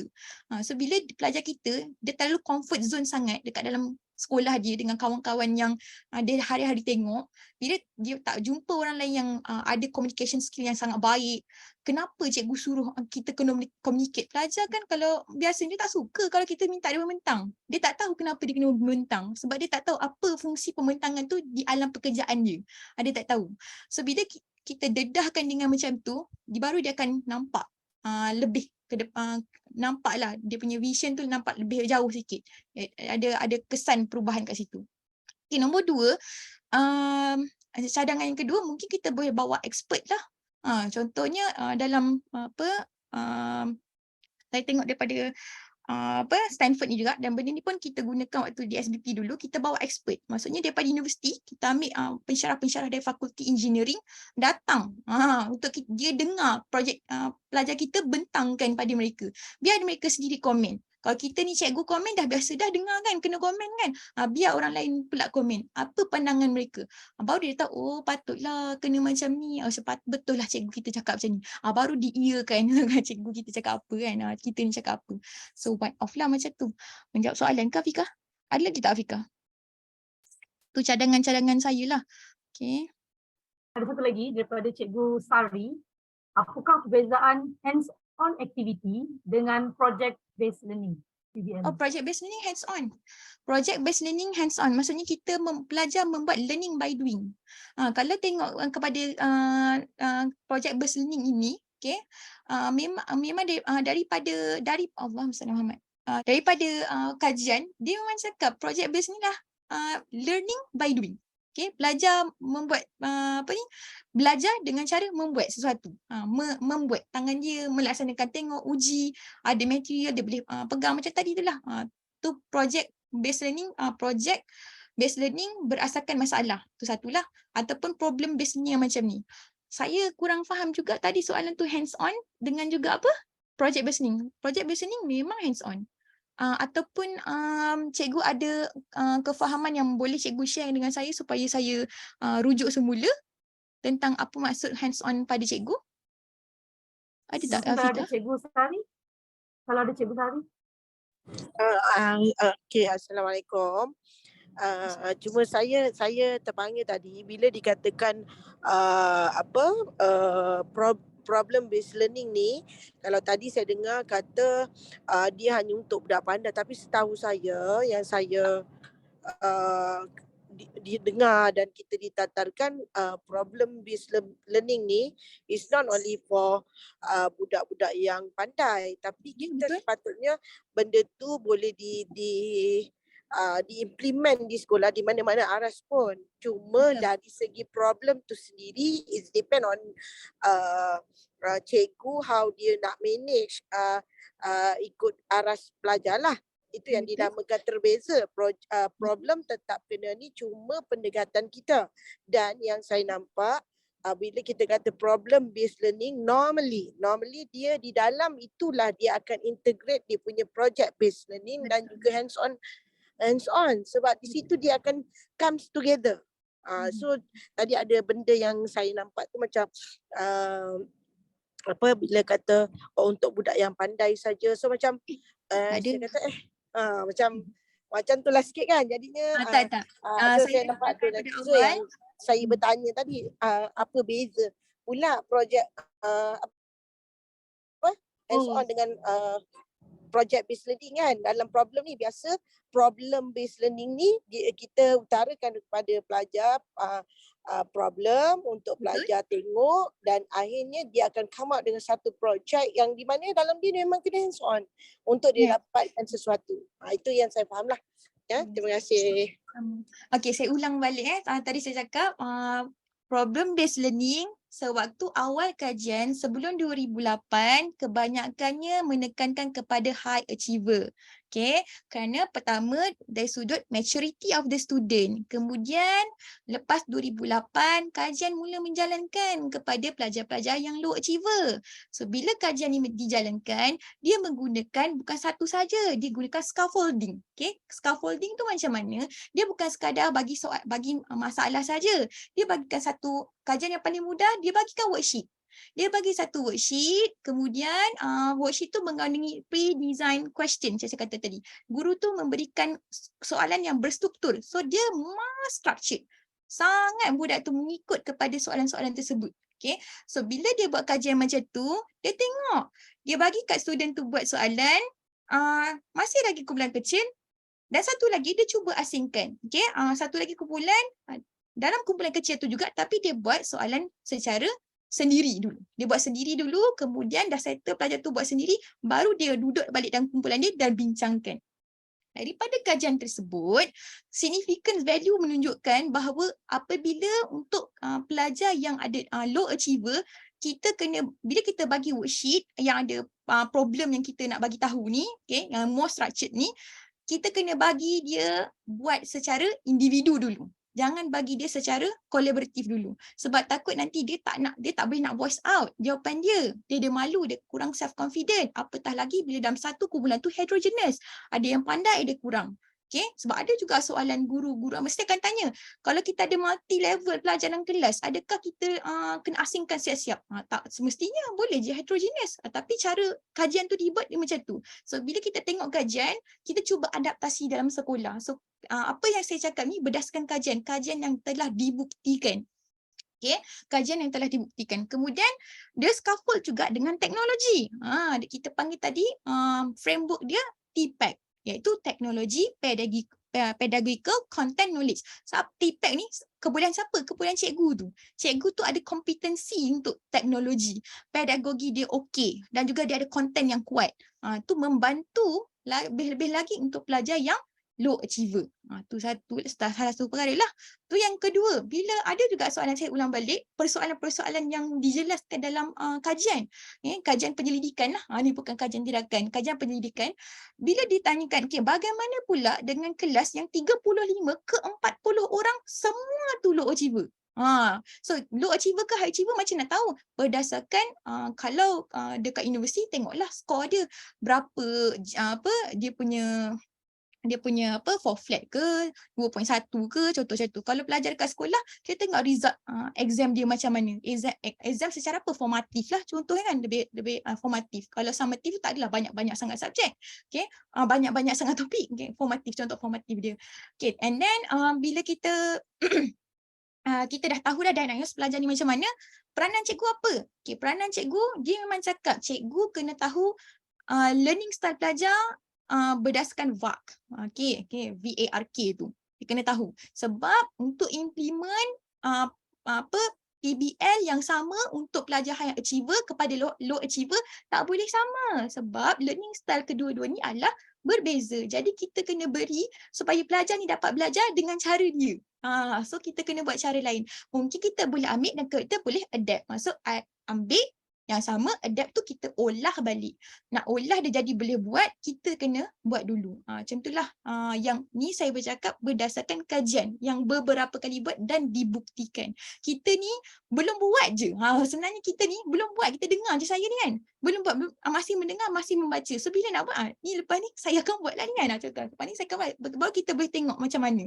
Adakah betul kajian yang lepas ni buat macam ni. So kita nak buktikan dengan topik gap yang lain lah saya akan ambil. Contoh macam tu lah Okay. Itu tentang low achiever. Sebab persoalan kalau kita tengok website, dia akan cakap, pembelajaran learning ni tak sesuai untuk pelajar low achiever. Hanya pelajar yang high achiever je, yang maturity, yang ada high maturity je boleh buat. Ada yang website-website tu bercakap tentang tu. Lepas tu dia bagi tahu lagi, kalau dah 2-3 kali buat dengan pelajar ni, tak payahlah, tu dah menunjukkan problem base ni memang tak sesuai lah dengan budak tu. Ada dalam website luar negara pun tunjuk macam ni. Tetapi bila kita baca 2022 punya kajian, 2020-2022 punya kajian, tak ada pula cakap macam tu. Kenapa? Dia dah scaffold banyak benda. Okay, dia dah gunakan teknologi, dia gabungkan computer base, gabungkan dengan macam-macam. Gabungkan dengan kata-kata motivasi. Itu pun ada. Okay? Gabungkan kata-kata motivasi. Kalau peringkat yang pelajar high achiever, kata-kata motivasi dia lain. Kata-kata motivasi dia, ni kajian Stanford dia kata, memang pembelajaran materi calculus ni perlulah sangat struggle supaya kamu lebih mudah mendepani masa alam kerjaya kamu. Itu kata-kata motivasi dia. Supaya kamu dah biasa dengan kesusahan. Takkan nak bagi benda tu kat budak-budak yang low achiever kan, kena tukarlah kata motivasi yang lain lah, contoh macam tu lah. So banyaklah scaffolding yang telah dijalankan. So kalau betul-betul nak buat, bagi saya kan problem based learning yang kita nak buat, buatlah dalam bentuk real world kepada community. Yang tu memang jarang dibuat. Dan bila kita saya lupa pula nak selitkan satu bahagian, tunjuklah supaya bila kita buat satu projek based learning ke ataupun problem based learning, luaskan. Tak adalah asyik teknologi rumah teknologi hijau. Contoh macam tu kan. Setiap tahun tu je lah ulang-ulang contohlah, sebab kita tengok macam tu kan. So bila saya membaca, saya pun menggelak kat diri saya sendiri. Ya Allah, malulah kita dengan orang luar sebelah jiran pun Thailand dan kajian tentang pelajar yang low learner tu adalah kajian di Thailand daripada Scopus. So apa yang saya dapat, kajian yang saya gunakan ni semuanya diambil daripada Science Direct dan juga Scopus sahaja. Okey. Azan. Ada apa-apa ya sementara Azan saya jawab soalan? Sementara tu tadi ada Cikgu Mazliana, dia angkat tangan. Kalau Cikgu Mazliana masih ada. Ya betul, soalan terarah betul cikgu. Untuk pelajar lemah, cuba cikgu tengok bahagian elementary ni. Okay, untuk first stage, memang kita kata first stage bagi soalan. Macam Cikgu Sari cakap, bagi soalan. Tetapi menurut kajian, kita nak bagi soalan cikgu perlu berikan information yang necessary kepada dia. Sebab kita kena tahu literacy ability budak tu. Kita je tahu cikgu je tahu literacy ability anak-anak cikgu apa. So cikgu kena bagi tahu information apa cikgu tahu. Tu tadi saya bagi tahu tentang circuit sebab saya baca tentang beberapa topik lah untuk sediakan slide ni kan. So dia bagi tahu apa role of electricity dalam life. So cikgu tu bagi tahu macam mana nak sambungkan di wayar ni dengan betul. Macam mana nak electric circuit electric short. Cikgu tu bagi tahu info awal. Kemudian dia bagilah soalan. Dan soalan tersebut adalah soalan yang more structured. Memang clear. Budak tu lebih clear nampak masalah. Berbanding dengan ill-structured. Ill-structured ni dia ada banyak sangat. Dia ada banyak sangat solution. Dia open. So pelajar ni kena brainstorm apa sebenarnya soalan ni apa sebenarnya jawapannya dia nak apa sebenarnya jawapan yang lebih tepat ke arah nak jawab soalan. Tu beza. So berdasarkan kajian macam tadi lah. Kalau cikgu nak pelajar kita tahu tahap mana, lebih elok cikgu menyediakan dengan information yang sesuai, information yang sepatutnya kita berikan kepada budak kita. Maksudnya peringkat awal kalau kita tak pernah buat DBL kepada pelajar, kita memang perlu berikan information kepada pelajar kita tentang topik tersebut sedikit, dan kita kena tahu prior knowledge dia sebelum ni macam mana. Prior knowledge dia macam mana. Dan nombor dua, kita kena tahu pembelajaran terbeza dia macam mana. Apa dia suka apa. So kita punya problem tu dan kita nak buat aktiviti tu kena ikut dia punya vak. Kena ikut dia punya vak. So bila ditanyakan tadi, kan apa sebenarnya paling sukar nak buat problem base ni? Bukan proses tu. Cikgu ni yang kena rancang ni betul-betul. Contohnya saya nak buat kajian kan. Bukannya saya boleh ciplak orang punya kajian untuk dalam kajian saya. Maka tidak ada novelty. Maka kalau untuk cikgu-cikgu begitulah. Mungkin cikgu boleh apply daripada apa yang dah buat. Lepas tu cikgu tengok. Okay, cikgu perhatikan. Kita buat PLC. Itu kepentingan PLC. Kita buat PLC antara guru. Kita nak tahu ni okay, kalau biasanya 3 minggu, berapa kali? 8 kali perjumpaan ke 9 kali perjumpaan. Satu period lebih kurang 1 jam. Satu period lebih kurang 1 jam lah. Saya tengok 45 minit ke 1 jam. Mungkin Cikgu Mazliana nak tanya soalan tadi. Ada cikgu nak tanya soalan? Soalan saya sama seperti ada. Rasa-rasa bila saya bercerita tentang problem based learning, membuka tak sedikit sebanyak sangkaan cikgu, persepsi cikgu terhadap PBL ni berubah tak? Tu yang pertama lah saya yang paling nak tahu. So kajian pun memang ada yang mengkaji apakah persepsi guru kepada PBL ni sebelum dan selepas. Dan kebanyakan guru yang first nak buat PBL ni selalunya pihak luar ataupun researcher akan panggil dan kita buat kursus kepada guru tersebut, ajar satu-satu. Untuk CDL ni tak sempat cikgu 1.5 jam nak betul-betul nak bagi tahu. Kita akan rancang satu aktiviti, cikgu ambil dan cikgu buat kat sekolah tu satu. Ataupun nombor 2, kita bagi brainstorm macam ni, kemudian cikgu buat kat sekolah, cikgu buat satu plan dengan kawan-kawan cikgu dalam PLC, kemudian cikgu cuba jalankan. So kita sebagai researcher akan pantau ikut tak step itu. Itulah one of lah. Ni saya cakap memang semuanya berdasarkan bacaan saya. Bukan macam based on experience. Memang sama dengan apa yang saya baca, tapi cabaran yang saya lalui sepanjang saya menjadi guru adalah sepanjang 2 tahun saya berada di sekolah menengah harian. Sebab saya memang totally lost. Saya memang tak tahu macam mana apa cara terbaik. Dengan kita ada exam pula, dengan pelajar ni kehadiran pula bermasalah. So kita kita akan melakukan banyak try and error. So bila saya mengenal pelajar saya yang 2 tahun, dia tak cukup lah untuk saya untuk kenal 2 tahun kan capability pelajar macam mana, sebab jurang sebelum ni pun dengan yang ada adalah berbeza. Tapi bila saya masuk ke dalam bidang penyelidikan ni, saya mengambil peluang ni untuk tahu apa sebenarnya yang saya boleh buat kepada pelajar yang low achiever ni.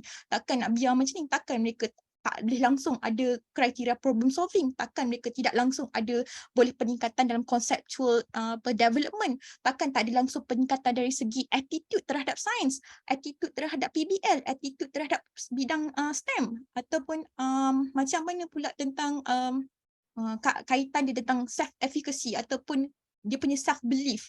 So bila saya cakap tentang self belief lah, konseptual, itulah sebenarnya sebagai seorang guru nak lihat. Bila saya baca kajian, sebenarnya sebagai seorang guru, itulah sebenarnya yang kita nak lihat. Merujuk kepada DSP. Ya betul cikgu, kita merujuk kepada DSKP, barulah kita boleh buat soalan. Betul, itu memang yang pertama.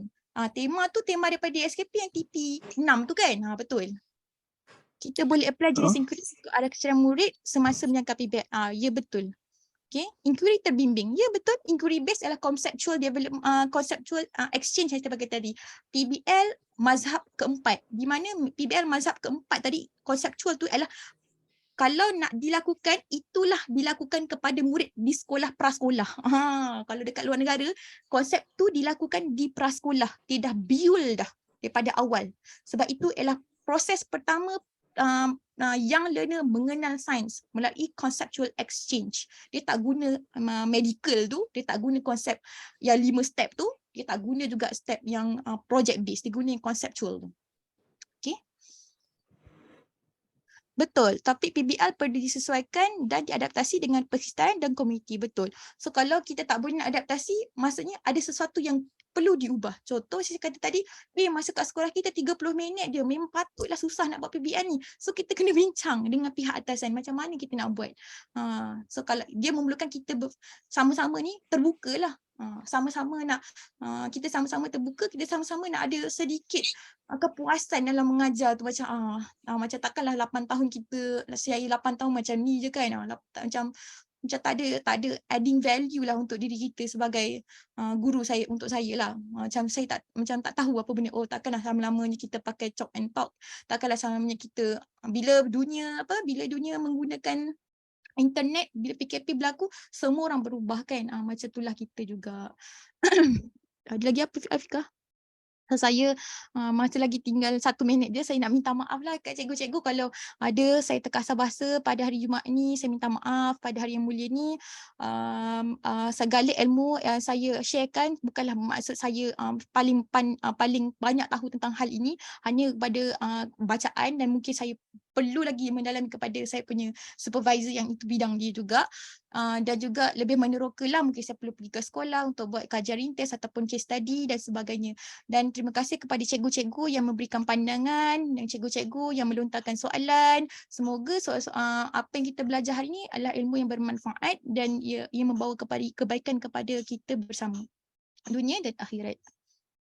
Okey, sekian dahulu daripada saya. Saya minta maaf lah sekali lagi. Terima kasih kepada pihak CDL. Terima kasih kepada cikgu-cikgu yang sudi setia sehingga habis. Okay, tahniah dan terima kasih Cikgu Daila atas perkongsian yang sangat menarik.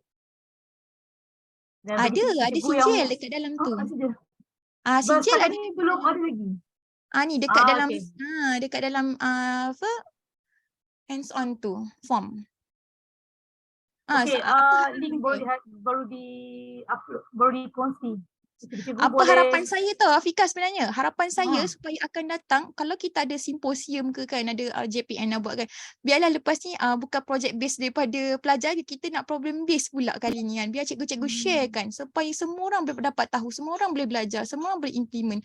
Kalau saya belum tak masuk kepada kajian pendidikan sekarang, bukan saya di UM, saya tak tahu saya nak belajar daripada siapa. Saya tak tahu kat mana saya nak cari semua benda ni.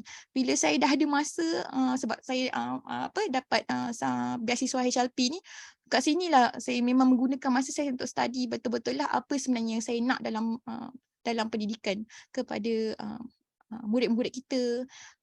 Apatah lagi yang tercicir, apatah lagi yang berada di pedalaman, adakah kita sama sampai pencen macam ni saja. Okay. Ada. Okey cikgu, terima kasih. Pergi ambil gambar ke Fika? Habis dah Belum gambar. Sekali lagi tanya dan terima kasih Cikgu Lila atas perkongsian. Semoga selepas ini semakin ramai guru-guru yang semakin aktif menjalankan PBL di sekolah masing-masing. Jom kita tak gambar. Kak Sari. Terima kasih. Cikgu Lila, stop sharing dulu nak tangkap gambar. Oh, okey, boleh. Macam mana? Sekejap saya mencari. Share button, stop share. Okey. Jadi cikgu, jom buka kamera, kita tangkap gambar. Ada yang dah lama standby senyum-senyum. Minta tolong koordinator CDL juga tangkap gambar sekali.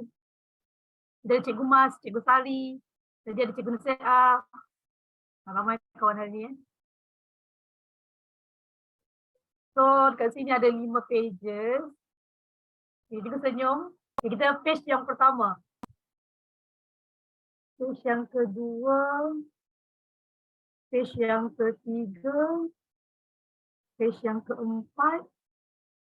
Page yang kelima. Okey, terima kasih. Semua cikgu, selamat berhujung minggu. Terima kasih. Assalamualaikum. Terima kasih Dalila. Terima kasih semua.